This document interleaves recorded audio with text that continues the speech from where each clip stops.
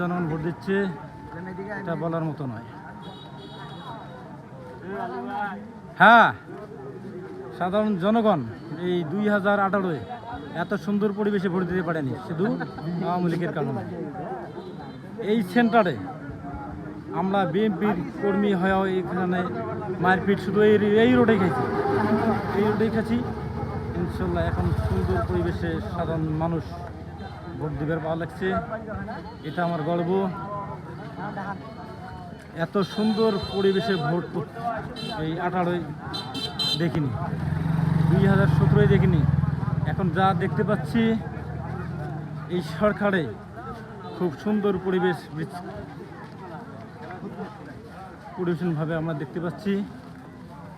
আমরা ভোট দিচ্ছি, vote collection করছি, আমরা বিএনপির কর্মীরা বা অন্য দলের কর্মীরাও সুন্দরভাবে ভোট দিচ্ছে।